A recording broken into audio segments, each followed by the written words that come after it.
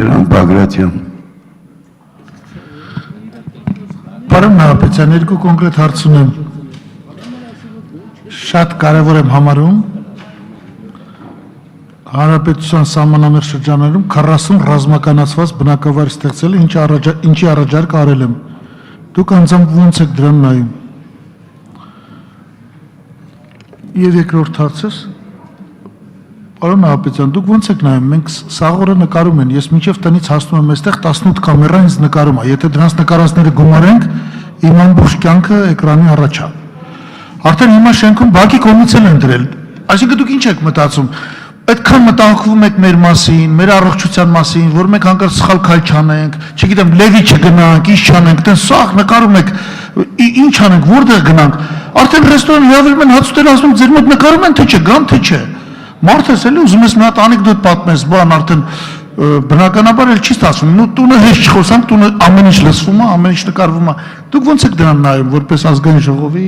համապատասխան հանձնաժողովի նախագահ։ Շնորհակալություն։ Շնորհակալություն, պարոն Բագրատյան, ձեր կոնկրետ հարցերի համար ես կոնկրետ պատասխաններ կհնչեցնեմ եւ կսկսեմ վերջից։ Իրականում մի փոքր դուք չափազանցնում եք, որ ամեն ուր տեսանկարող սարքերով վերահսկում են ձեր ամեն մի շարժ եւ ընդհանրապես յուրաքանչյուրի շարժ այսպես տեսանկարահանման ենթակա է եւ ինչ վերաբերում է տեսանկարանող սարքերի ներդրմանը եւ գործադրմանը, ապա մենք բարբերաբար տարբեր քննարկումների ժամանակ նաև խորհրդանական լսումների ընթացքում անդրադարձել ենք այս կամ այն տարածքում տեսանկարանող սարք տեղադրելու անհրաժեշտությունը։ Կառավարության ներկայացուցիչները, ոստիկանության ներկայացուցիչները տալիս են համապատասխան պարզաբանումներ, թե ինչու այս կամ այն տարածքում անհրաժեշտ է հատկապես տեսանկարանող սարքերի տեղադրումը։ Ինչ վերաբերում է ամբողջապես այդ սարքերի տեղադրմանը, ապա այդ գործընթացը ես առաջին օրվանից ողջունել եմ, որովհետև մեր ճանապարհային երթևեկության անվտանգության ապահովման հարցում նման սարքերի տեղադրումը տվել է իր դրական արդյունքը։ Շատ է թե քիչ քննարկման ենթակա է, որ տարածքում հատկապես պետք է տեղադրվի։ Եկեք մտածենք չափորոշիչների մասին, եթե դուք գտնում եք, որ այստեղ օրենսդրական կարգավորման անհրաժեշտություն կա եւ պետք է հստակ սահմանել չափորոշիչներ նաեւ համապատասխան սարքերի տեղադրման համար, խնդրեմ եկեք քննարկենք։ Հանդես եկեք համապատասխան օրենսդրական նախաձեռնությամբ, մենք հանձնաժողովում պատրաստ կլինենք քննարկելու ձեր առաջարկությունը։ Հիմա առաջին հարցի հետ կապված։ Սահմանամերձ 40 ռազմականացված բնակավայրերի ստեղծում։ Սահմանամերձ բնակավայրերում անվտանգության ապահովման ուղղությամբ մենք իսկապես պետք է ձեռնարկենք նոր համալիր միջոցառումներ։ Թե այդ համալիր միջոցառումները ինչպիսի գործողություններ կարող են ենթադրել, նույնպես քննարկման խնդիր է։ Իրապես մենք տեսնում ենք այսօր անհրաժեշտություն, հաշվի առնելով նաև վերջին շրջանում հայ-ադրբեջանական սահմանում լարվածության աճը, սահմանամերձ բնակավայրերի քաղաքացիական բնակչության անվտանգության ապահովումը, տեսնում ենք անհրաժեշտություն, որ պետք է ձեռնարկել նոր միջոցառումներ։ Ձեր առաջարկած գաղափարը ռազմականացված բնակավայրերում նույնպես քննարկման ենթակա է։ Այս պահին ես չի ուզենա վերջնական պատասխան հնչեցնել։ Կարծում եմ այն նույնպես արժանի է մանրամասն ուսումնասիրության եւ դրա արդյունքում մենք կողմնորոշվենք, ինչքանով այս գաղափարը ունի ինչպես առավելություններ, այնպես էլ բացասական կողմեր։ Արձագանքի համար Հրանտ Բագրատյան։ Ես ուշադիր լսեցի ձեր պատասխանները եւ խոսքս ուղղում եմ հանրապետականին, լսեք, մեզ ձեռ մի առիք, մի հատ բան ենք ասում, անգամ բացահայտ կիքսի վերաբերյալ անդադ ասում եք հանդես եկեք օրենսդրական նախաձեռնությամբ, 28 անգամ հանդես եմ եկել, մի անգամ քննարկել եք ստեղ։ Սահմանադրությունների փոխում ասում եք գոնենից արեք, որ դեպուտատը նախաձեռնության իրավունք ունի, մենք չունենք օրենսդրական նախաձեռնության իրավունք, չունենք։ Եթե ընդդիմություն ես, չունես։ Հիմա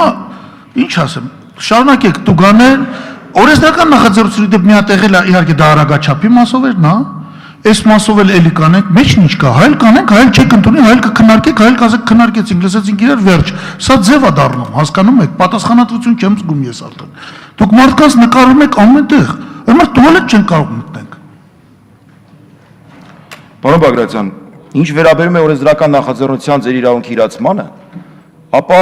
դուք ազատ կարող եք օգտվել այդ իրավունքից եւ մի փորձեք ձեր նախորդ 28 օրենսդրական նախաձեռնությունները կապել ձեր կոնկրետ առաջարկի տված իմ պատասխանին եւ արձագանքին։ Ես ձեզ գործնական առաջարկ եմ անում։ Եթե դուք տեսնում եք խնդիր եւ այդ խնդրի լուծման կապակցությամբ ունեք ձեր պատկերացումը, հանդես եկեք նախաձեռնությամբ մենք հանձնաժողովում կքննարկենք։ Ես չեմ կարող ձեր մնացած բոլոր նախաձեռնությունների կամ այլ հանձնաժողովներում դրանց քննարկման ընթացքին անդրադառնալ, բայց կարող եմ անդրադառնալ ձեր մեկ նախաձեռնության, որի կապակցությամբ տևական ժամանակ մենք փորձում ենք միասին քննարկում կազմակերպել եւ հուսով եմ առաջիկայում հնարավորություն կունենանք այդ նախագիծը քննարկել։ Եվ այստեղ ուզում եմ հատկապես կարևորել մշտական հանձնաժողովների դերը։ Ցավոք, վերջին շրջանում նկատում եմ մեր առանձին գործընկերների կողմից այնպիսի հարցադրումներ, որ կարծես թե հանձնաժողովները չպետք է քննարկումներ կազմակերպեն եւ եզրակացություններ տրամադրեն ազգային ժողովին։ Եվ միանգամից կանաչ լույսը վառենք առանց հանձնաժողովում լուրջ համակողմանի քննարկման նախագիծը գա հայտնվի այս դահլիճ։ Ես հասկանում եմ առանձին դեպքերում մոտիվացիան որն է։ Հասկանում եմ թե ինչու եք հատկապես ուզում ազգային ժողովի լիագումար նիստում առանց նախնական համակողմանի քննարկում կազմակերպելու բերել այստեղ քննարկման առարկա դարձնել։ Բայց ես չեմ կարծում, որ կա որևէ լուրջ խորհրդարան, որի մշտական հանձնաժողովները պատշաճ կարգով համակողմանի խորը քաղաքական, մասնագիտական քննարկում չծավալեն օրենքների նախագծերի շուրջ, անկախ նրանից դրանք ներկայացվել են կառավարության կողմից թե ազգային ժողովի падգամավորների։ Այս իմաստով իմ կոչը ուժի մեջ է եւ առաջարկում եմ ձեզ հանդես գալ համապատասխան նախաձեռնությամբ։ Շնորհակալություն։